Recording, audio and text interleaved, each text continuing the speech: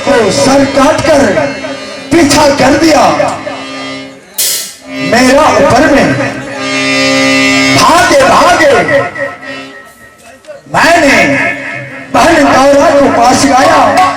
गौरा बहन ने मेरा बचाया और छल से मेरी मां को पास में पहुंचाया।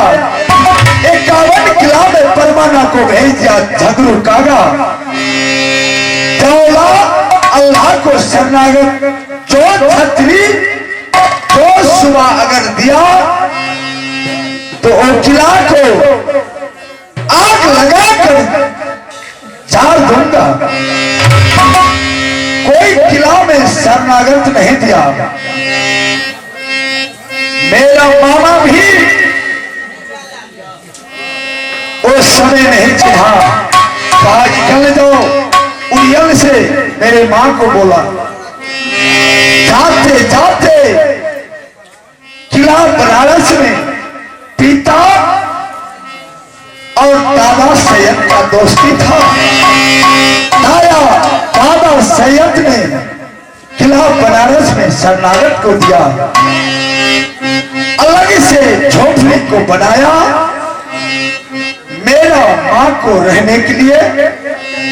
मां बेटा मिलकर गुजारा किला बनारस में कर रहा था।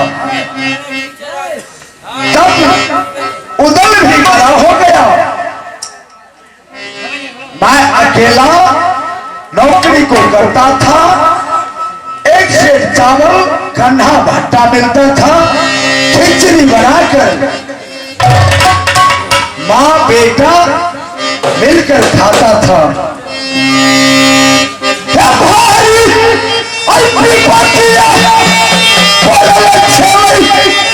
हमारे भैया के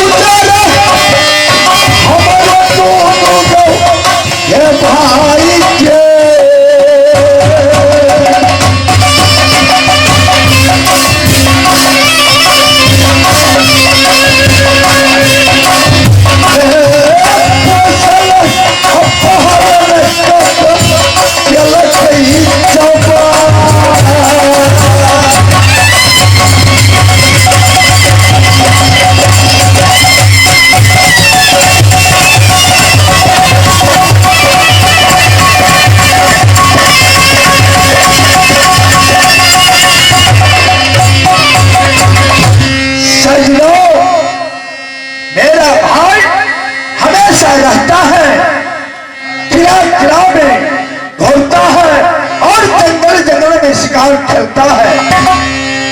कभी 7 रोज 8 रोज पर जब मन होता है तो किला मोहब्बा में आता है।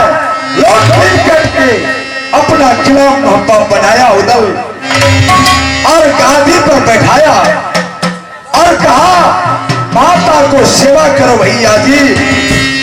लड़ने झगड़ने में उदल रहता है। तुम गादी पर बैठो और मैया को देखभाल करो। कहाँ बैठा है मेरा बूढ़ी माँ? मैं सेवा करने को जा रहा हूँ। हमारे देवला को पाना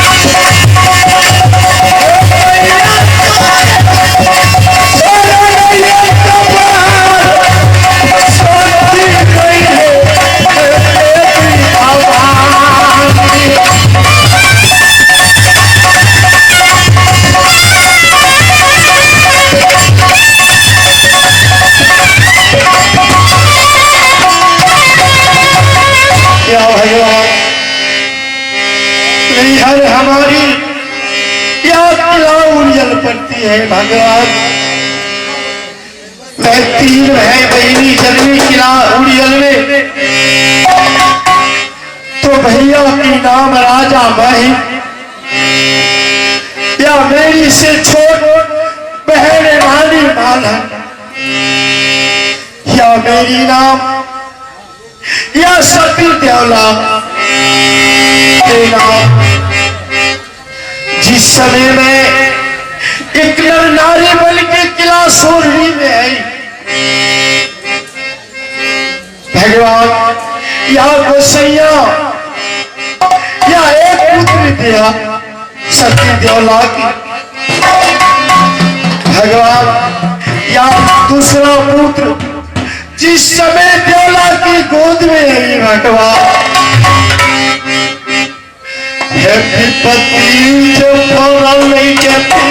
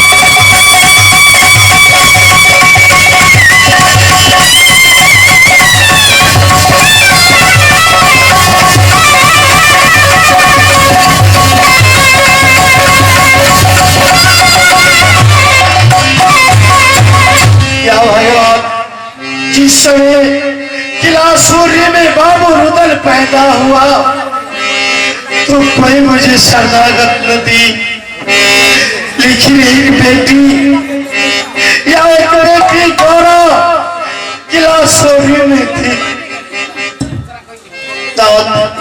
या शरणागत देके या किला सूर्य से प्याला निकली। भगवान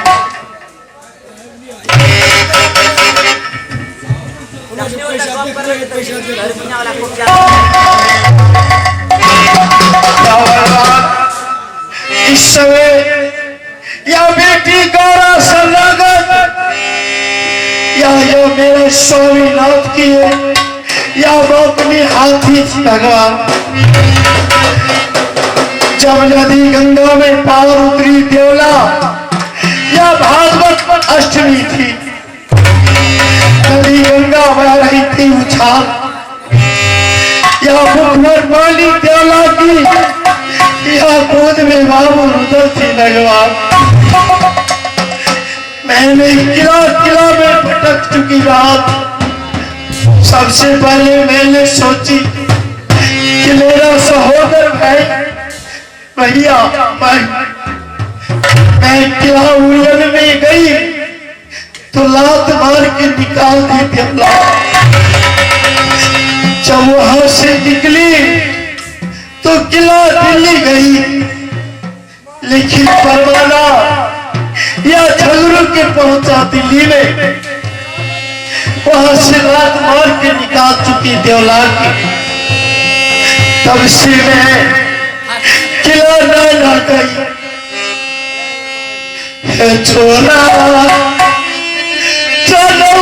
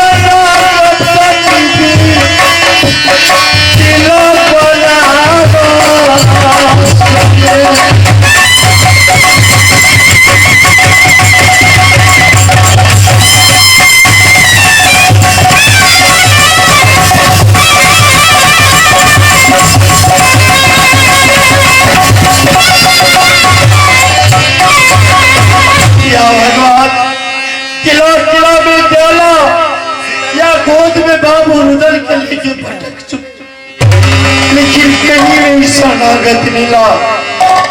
या मेरा स्वामीनाथ की एक दोस्त या किला बनारस में था। जब मैं उजली उठी किला बनारस गई तो वहां शरणागत की औलाद मिली भगवान। या इस समय या बनारस में शरणागत मिली तो इस समय 6 वर्ष की बाबू आला था। या गोद में बाबू रुदल भगवान।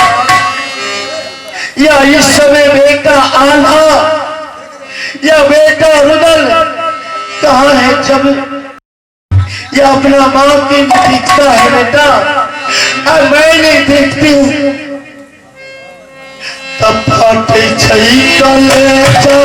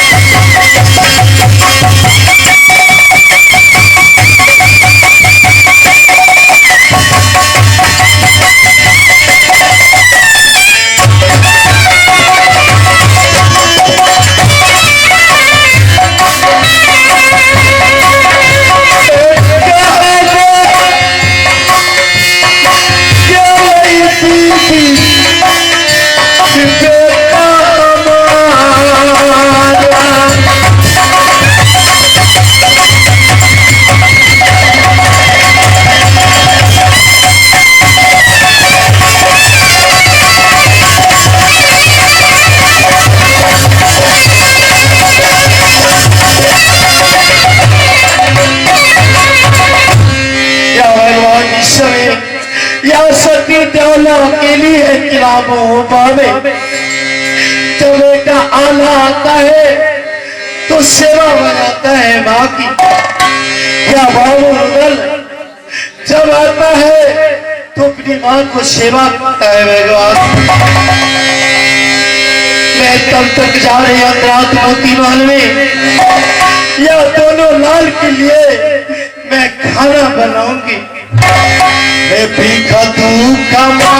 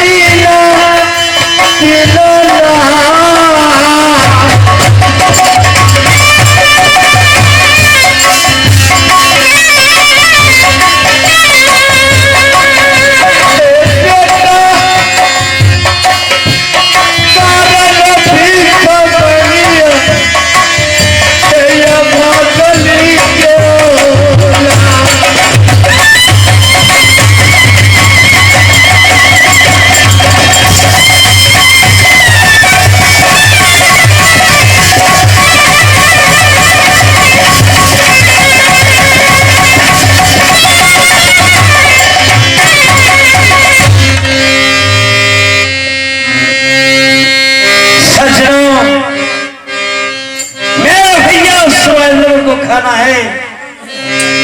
जब हंसोड़ा को शादी करना है, हमसे छोट है जो छोटा नहीं। बाबा मेरा बेट कर लिया है, वो बाबा की सेवा में लगन रखते। मेरा काम है जो नैना को आज देखना, भैया स्वयं सूर्य इंद्र भगवान की पूजा करने के लिए जाते हैं। भैया आइए सुन हो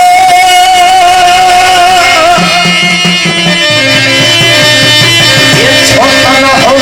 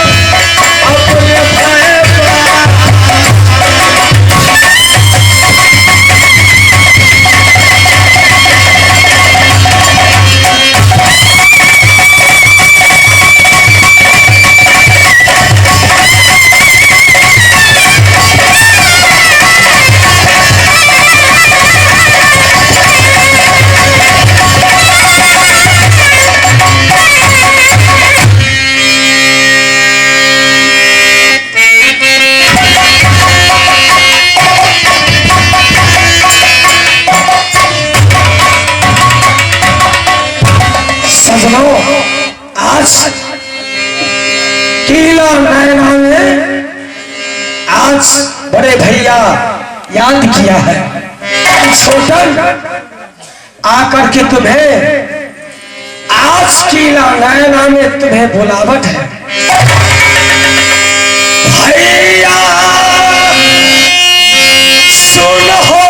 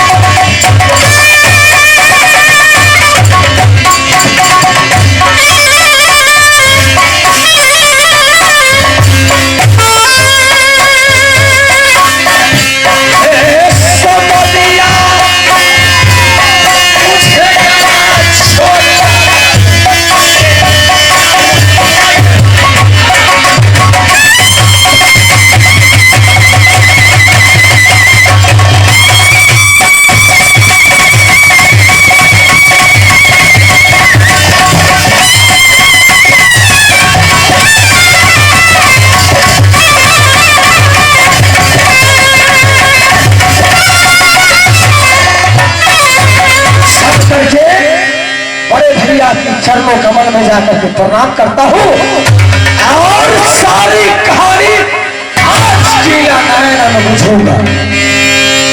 भैया सुन हो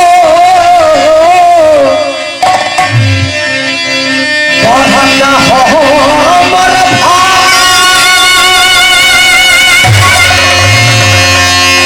ये छोटो ना करे समतिया जिला लोहायना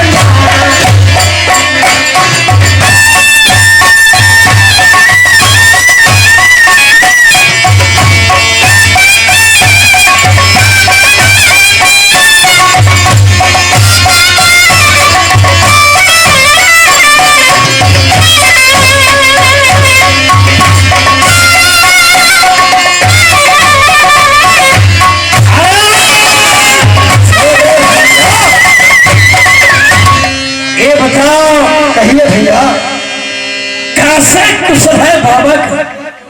बड़े भैया क्या कुशल में बाबा रहता है क्या कुशल में?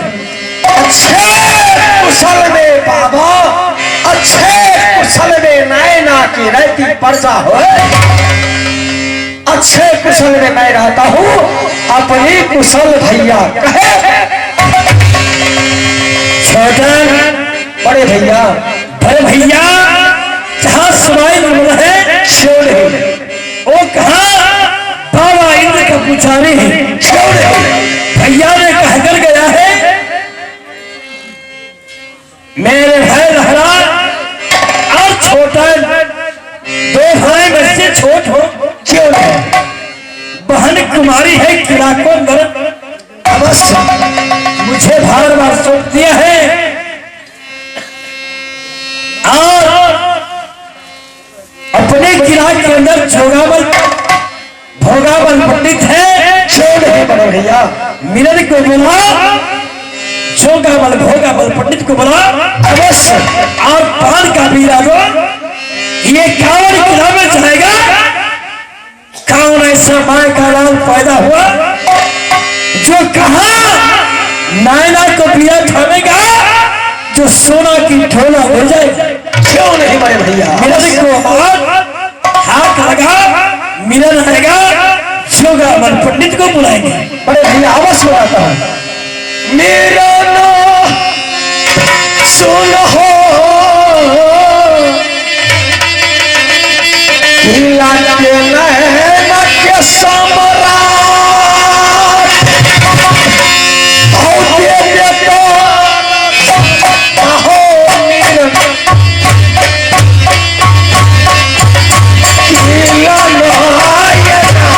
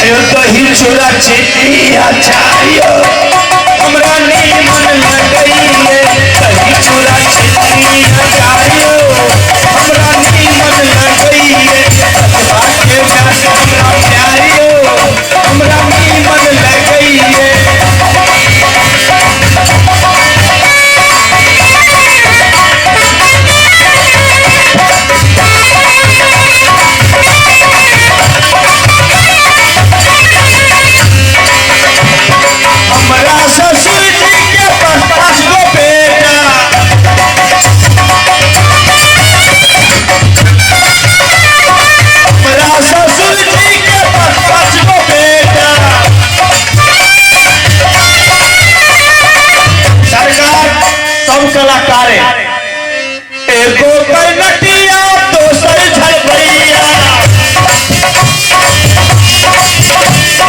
केसर नगर हुई चारी ढोलकिया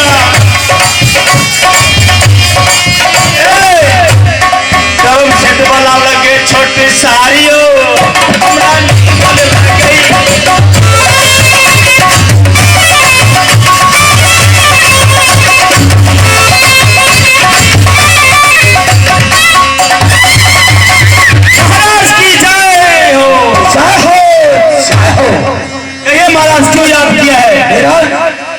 आज तुम्हें इसलिए बुलाया गया है, बड़े भैया इंद्र सभा का और भैया लहरा का बुलावट है दरबार में, इसलिए तुम्हें आज बुलाया हूँ। क्यों नहीं महाराज, आपको राज्य में रहते हैं तो आपकी आज्ञा को पालन हमारा करना उचित मानता है महाराज।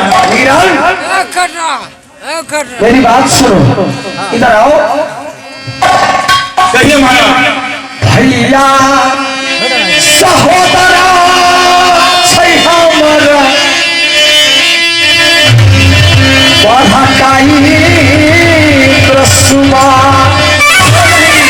सब जानता है नगर में महाराज।